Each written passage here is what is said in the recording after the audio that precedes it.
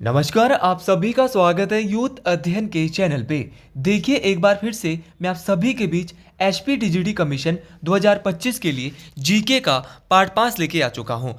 Part 5 का जो पहला क्वेश्चन है कि किस गवर्नर जनरल के अधीन बंगाल में स्थायी बंदोबस्त अस्तित्व में आया। अगर बात की जाए कि ऐसे कौन से गवर्नर जनरल हैं जिनके शासनकाल में बंगाल में स्थायी बंदोबस्त लागू हुआ था, तो इनका नाम था लॉर्ड कॉर्नवालिस। अब क्वेश्चन पूछने वाला क्वेश्चन ये भी पूछ सकता है कि स्थायी बंदोबस्त जो है वो कब लागू हुआ था बंगाल में।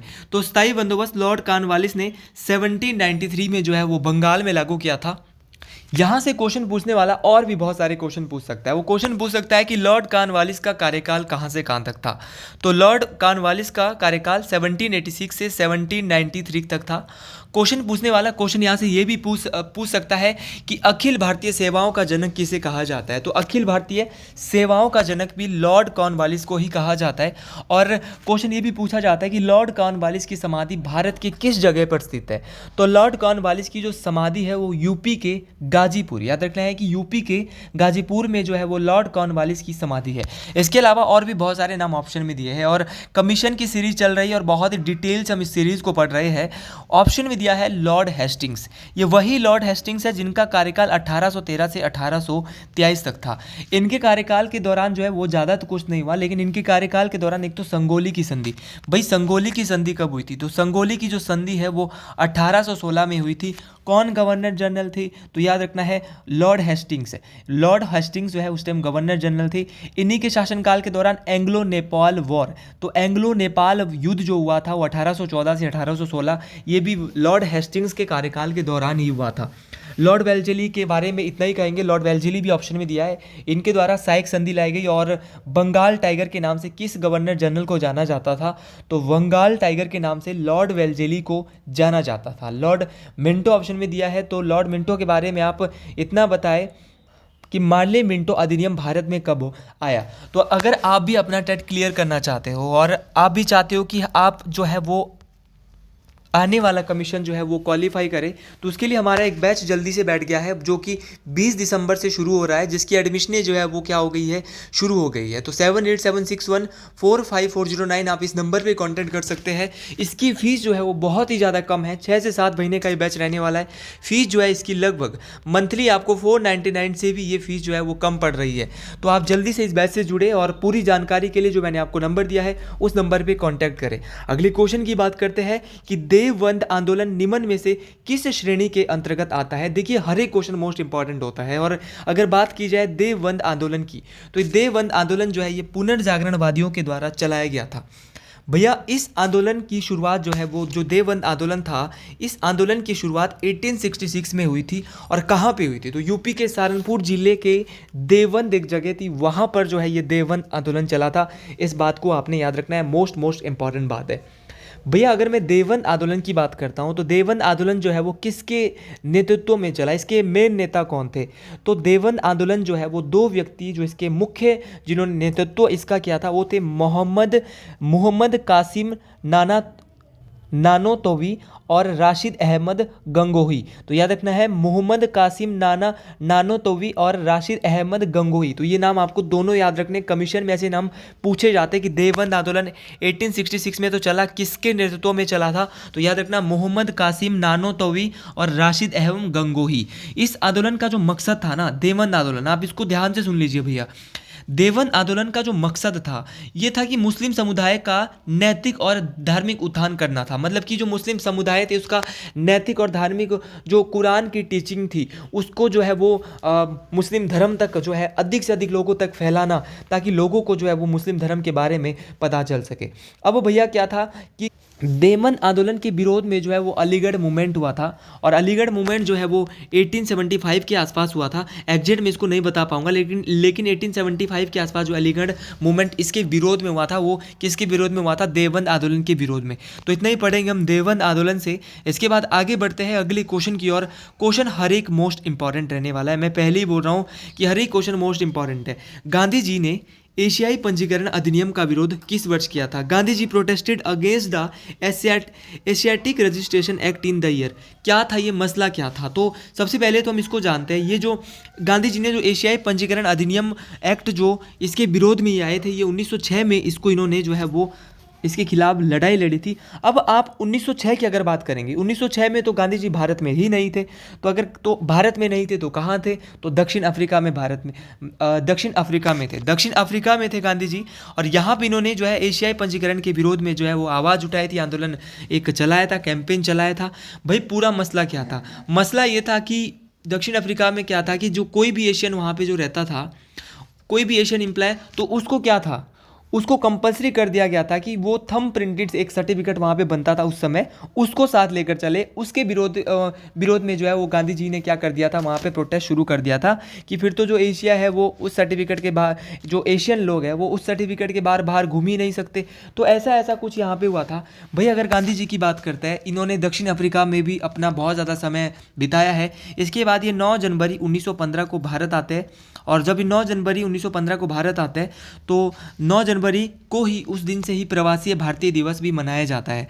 तो प्रवासी भारतीय दिवस कब मनाया जाता है? तो 9 जनवरी से मनाया जाता है। महात्मा गांधी के बारे में और कुछ जान लेते हैं। 2 अक्टूबर 1869 को गुजरात के पोरबंदर नामक स्थान में इनका जन्म होता है। गांधी जी को महात्मा की जो उपाधि है वो रविंद्रनाथ टैगोर जी के द्वारा दी गई थी। और राष्ट्रपिता जो इनको कहा था वो नेताजी सुभाष चंद्र बोस जी के द्वारा कहा गया था। और क्वेश्चन ये भी बहुत बार पूछा जाता है कि जो महात्मा गांधी है, इनके राजनीतिक गुरु का नाम क्या था? तो महात्मा गांधी के राजनीतिक गुरु का नाम था गोपाल कृष्ण गोखले। और महात्मा गांधी की मृत्यु जो होती है वो 30 जनवरी 1948 को होती है। और इनकी जो मृत्यु है वो गोली मारकर हुई थी, इनकी हत्या।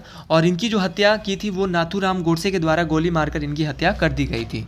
क्योंकि गांधी जी जो है वो कमीशन के पेपर के लिए बहुत इंपॉर्टेंट हो जाते हैं। जैसे एलाइड के पेपर में गांधी जी से क्वेश्चन रहते हैं, तो कोई भी जब जीके का सेक्शन होता है और हिस्ट्री वहाँ पे आती है तो गांधी जी से ज़रूर वहाँ पे क्वेश्चन जरूर पूछे जाते हैं। अगले क्वेश्चन की यहाँ पे बात हो रही है और अगला क्वेश्चन भी बहुत ज़्यादा इंटरेस्टिंग है।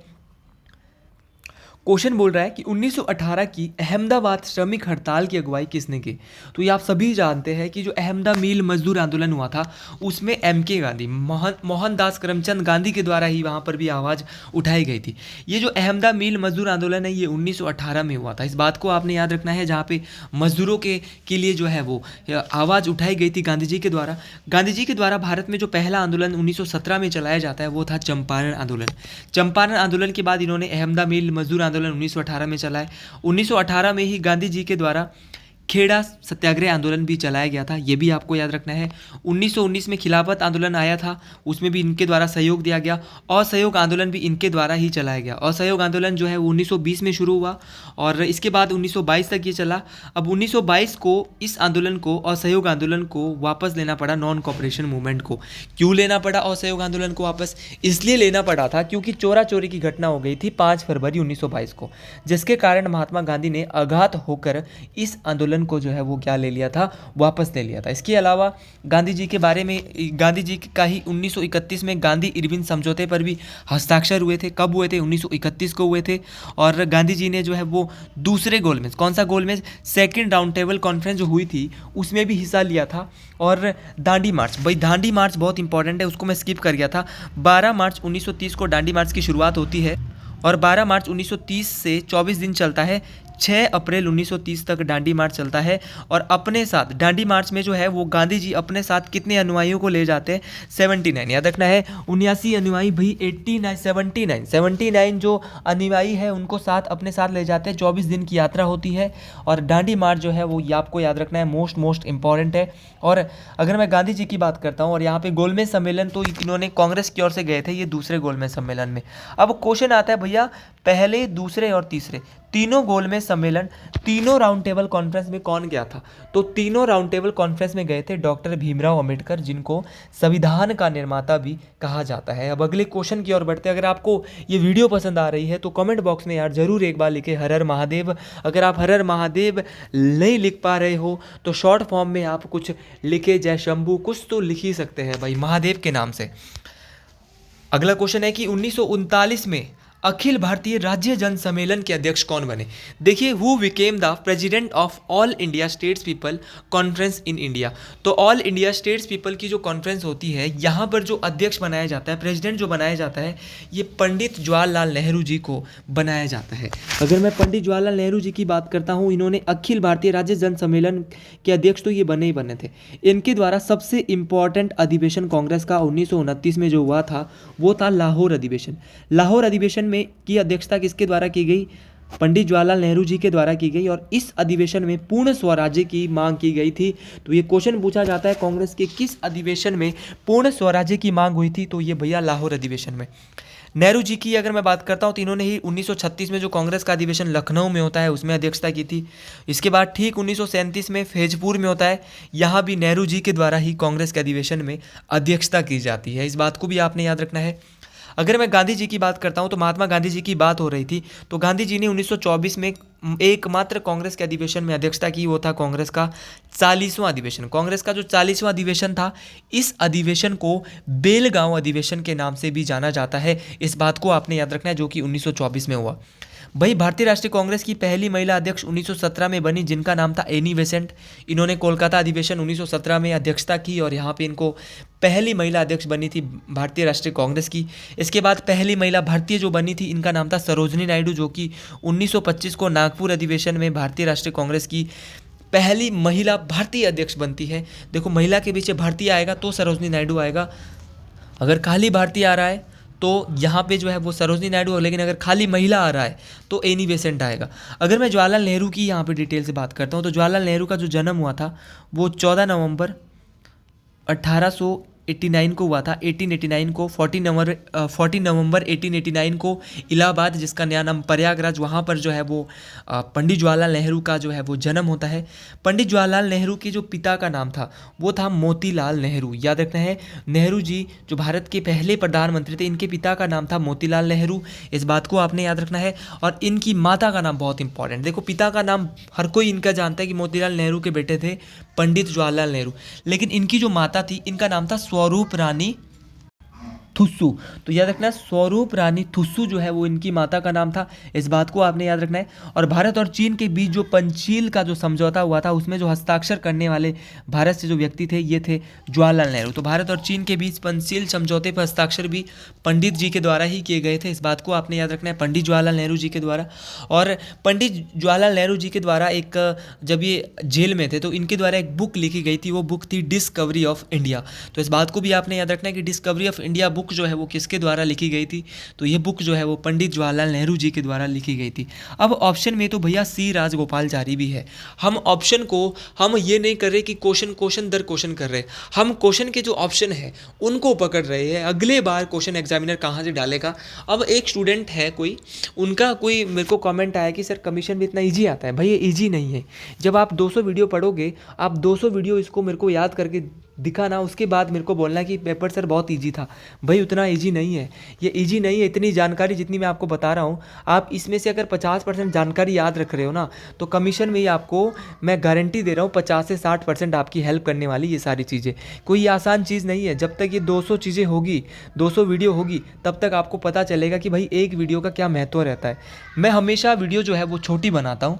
छोटी इसलिए बनाता हूँ क्योंकि देखिए, अगर सी राजगोपालचारी की बात करते हैं, तो सी राजगोपालचारी का जो जन्म है वो 21 जून 1948 को इनका जन्म नहीं, इनका ये जो है वो स्वतंत्र भारत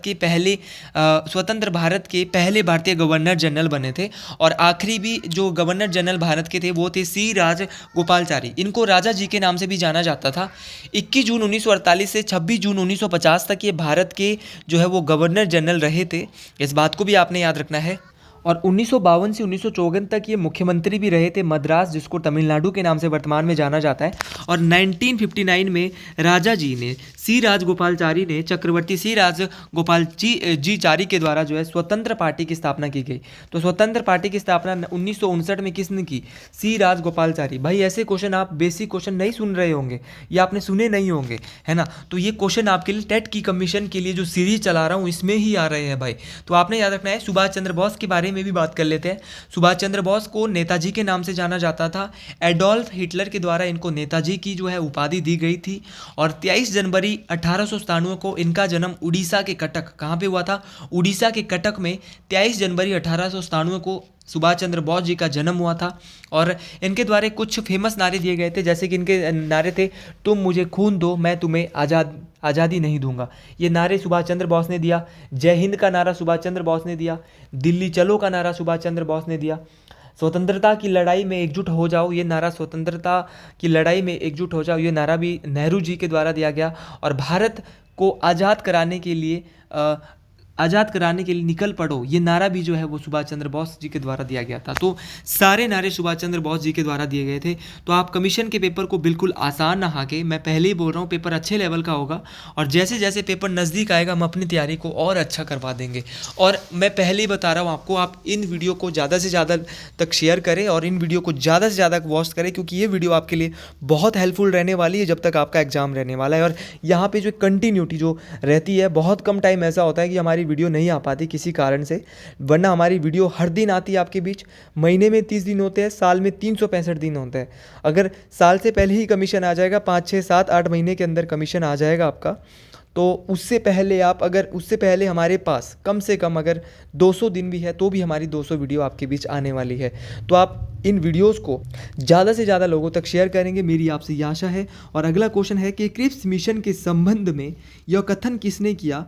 यह एक पोस्ट डेटेड चेक है। भैया ये किसने कहा था कि जो क्रिप्स मिशन है यह एक पोस्ट डेटेड चेक है? ये बड़ा फेमस है। और ये जो कहा था, ये एक पोस्ट डेटेड चेक है, ये कहा था महात्मा गांधी जी के द्वारा। महात्मा गांधी जी ने कहा था कि जो भैया क्रिप्स मिशन है ये एक प्रकार का क्या है? पोस्ट डेटेड चेक है। इस बात को आपने याद रखना है, ये महात्मा गांधी ने कहा। बहुत इंपॉर्टेंट बात है ये। भैया जब क्रिप्स मिशन भारत आया है, कब आता है? तो मार्च 1942 को क्रिप्स मिशन भारत आया, इस बात को आपने याद रखना है। और जब क्रिप्स मिशन भारत आया तो ब्रिटिश प्रधानमंत्री कौन थे? तो जब क्रिप्स मिशन भारत आता है तो ब्रिटिश प्रधानमंत्री थे विंस्टन चर्चिल। विंस्टन चर्चिल जो है उस समय ब्रिटिश प्रधानमंत्री थे जब क्रिप्स मिशन भारत आता है। और भारत के जो वॉइस रॉय उस समय थे, इनका नाम था लॉर्ड लिनलिथगो। तो लॉर्ड लिनलिथगो जो है उस समय भारत के वॉइसरॉय थे।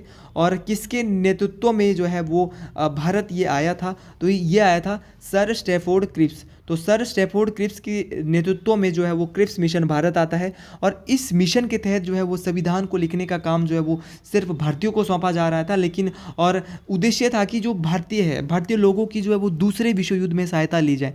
लेकिन भारतीय राष्ट्रीय कांग्रेस ने कहीं ना कहीं क्रिप्स मिशन को नकारा, मेरा जो मानना है। और अगर मैं कैबिनेट मिशन की बात करता हूँ तो कैबिनेट मिशन भी भारत आया था। कैबिनेट मिशन भारत आया था 24 मार्च 1946। 24 मार्च 1946 को कैबिनेट मिशन का भारत में आगमन होता है। और सर पैथिक लॉरेंस के नेतृत्व में जो है वो कैबिनेट मिशन भारत आता है, जो कि भारत के सचिव थे उस समय। और सर स्टैफोर्ड क्रिप्स की अगर मैं बात करता हूँ तो वो व्यापार बोर्ड के अध्यक्ष बनाया गया उनको। और जो A.B. अलेक्जेंडर है उनको एक सैन्य सदस्य बनाया गया था। तो सारे क्वेश्चन बहुत इंपॉर्टेंट है। क्रिप्स मिशन मार्च 1942 में आया और कैबिनेट मिशन 24 मार्च 1946 को आया। कैबिनेट मिशन में 3 व्यक्ति, sir Pethick Lawrence, sir Stafford Cripps और A.B. अलेक्जेंडर। तो सारे के सारे नाम आपको याद रखने हैं। देखिए नाम सारे इंपॉर्टेंट है, मैं पहले ही बता रहा हूँ। अगले क्वेश्चन की बात करते हैं। अगला क्वेश्चन बोल रहा है कि नादिर शाह ने किस मुगल सम्राट को बंदी बनाया? भाई नादिर शाह ने जो है वो मोहम्मद शाह को जो है वो एक मुगल बादशाह थे, इनको जो है क्या बनाया था? बंदी बनाया था। 1739 में जो है वो, अगर मैं नादिर शाह की बात करता हूँ, इसने भारत पे जो है वो मुगलों पे आक्रमण किया था। और जब ये 58 दिनों तक इसने भयंकर लूटपाट भारत में की थी। और जब ये वापस जा रहा था तो इसने फेमस तख्ते ताउस का जो कोहिनूर हीरा है, इसको ये अपने साथ ले गया था। इसके बाद जब ये यहाँ से चला गया और इसकी 1746-47 के आसपास मृत्यु हो गई, तो जो भारत का जो शासक बनता है वो अहमद शाह बनता है दिल्ली का। तो इस बात को भी आपने याद रखना है। अगला क्वेश्चन बोल रहा है कि गुरु गोविंद सिंह की मृत्यु के पश्चात सिखों का नेतृत्व किसने किया? भाई जब गुरु गोविंद सिंह जी की मृत्यु हो जाती तो बंदा बहादुर के द्वारा जो है वो सिखों को उस समय लीड किया जाता है। और जब सिखों को लीड करते हैं तो इनको भी जो है मुगलों के दबाव के कारण इनको भी लास्ट में मार दिया जाता है। मुगलों ने इनके ऊपर भी दबाव बनाया। अगर मैं सिख गुरुओं की बात करता हूँ तो सिख धर्म के जो प्रवर्तक है वो है गुरु नानक देव जी। गुरु नानक देव जी का जो टाइम पीरियड है वो भी बहुत बार पूछा जाता है। 1469 से 1539 इनका कार्यकाल आपको याद रखना है। और अगर मैं बात करता हूँ इसके अलावा दूसरे जो गुरु थे सिखों के, इनका नाम था गुरु अंगद देव जी। गुरु अंगद देव जी की अगर बात की जाए तो गुरु अंगद देव जी जो है वो सिखों के दूसरे गुरु थे और इनके द्वारा ही गुरुमुखी लिपि की जो है वो रचना की गई थी, जो कि पंजाबी भाषा की लिपि है। और इसके बाद तीसरे गुरु आए थे गुरु अमरदास जी, फिर आए थे गुरु रामदास जी, फिर आए थे गुरु अर्जुन देव जी, फिर आए थे गुरु हरगोविंद जी, फिर आए थे गुरु हरराय जी, फिर आए थे गुरु हरकिशन जी, और उनके बाद आए थे नौवें गुरु गुरु तेग बहादुर जी, और गुरु तेग बहादुर जी के बाद आए थे गुरु गोविंद सिंह जी। तो गुरु गोविंद सिंह जी सिखों के 10वें और आखिरी गुरु थे। इसके बाद बंदा बहादुर जी आए थे। क्वेश्चन ये भी आता है अमृतसर शहर की स्थापना कब हुई थी, तो 1557 में। भाई किसने की थी, तो गुरु रामदास के द्वारा जो अमृतसर शहर की स्थापना की गई थी, जो कि सिखों के चौथे गुरु थे। आज का आखिरी क्वेश्चन कि किस क्षेत्र पर अंग्रेजों को प्रारंभ में दीवानी का अधिकार नहीं मिले, तो भाई इस क्वेश्चन का राइट आंसर क्या आ सकता है, ये आप मेरे को कमेंट बॉक्स में ज़रूर बताएं। और थोड़े क्वेश्चन और यहाँ पे अगर मैं गुरु गोविंद सिंह जी की बात करता हूँ तो इनके द्वारा जो है वो 13 अप्रैल 1698 के आसपास जो है वो खालसा पंथ की भी शायद स्थापना की जाती है। एग्जैक्ट मैं इस डेट को नहीं बता पाऊंगा। तो अगर आपको ये वीडियो पसंद आई है तो इस वीडियो को आप ज़्यादा से ज़्यादा लोगों तक शेयर करें, सब्सक्राइब करें, और अगर इस वीडियो को अगर आपको रियली में अच्छा लगा है तो हर हर महादेव का कमेंट एक बार कमेंट बॉक्स में ज़रूर लिखें। हर हर महादेव, जय मां मंगयाणी, जय ठारी माता, जय श्री गुरु महाराज।